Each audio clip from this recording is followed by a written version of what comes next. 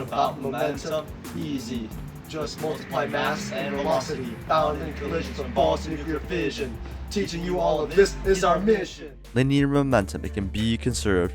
As long as you know enough force, it's always preserved. Use P as your variable, set initial final equal, and these problems aren't so terrible. Remember that collisions can be elastic or not. Take for example, a bullet that is shot. Hits a block, forced to stop, they both move out of one. Kinetic energy is not conserved now, that's not a shock. This loss is what makes a collision inelastic.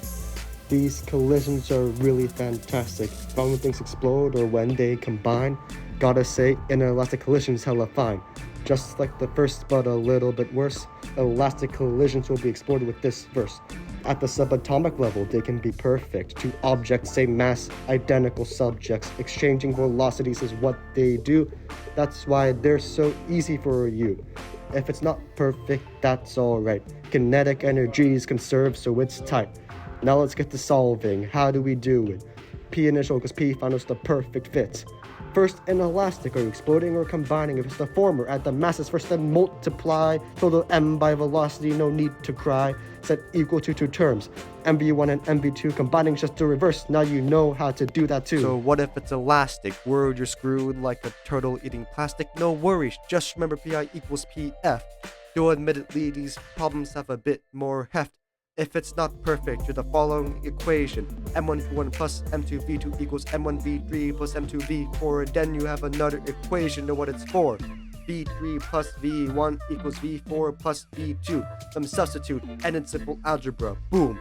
When the masses are the same, there's no need to go insane. That's because they exchange velocity.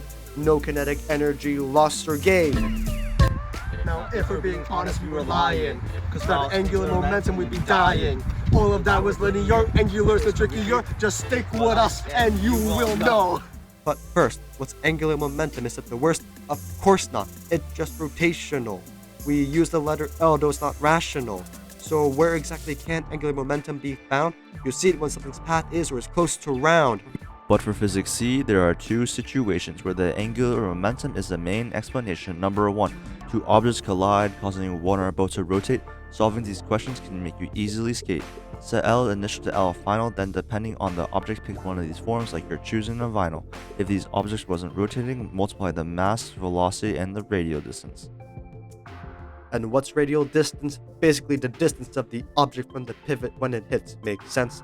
Now for the other object, you multiply the angular velocity by the moment of inertia. Don't forget to account for the other object if they stick or it will hurt ya. So that's one kind of problem. What's the other? Well, now we're going to outer space, brother. Number two, say that you've got a planet. Understanding this idea is a key facet. When it comes to rotations, planets have two key stations.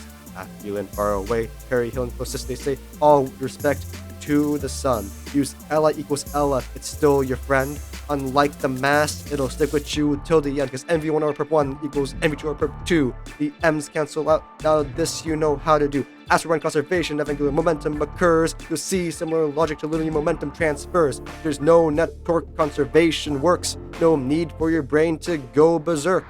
And with that, we've reached the end of the line. Unfortunately, we are out of time. Hopefully now you better understand momentum, and if you don't,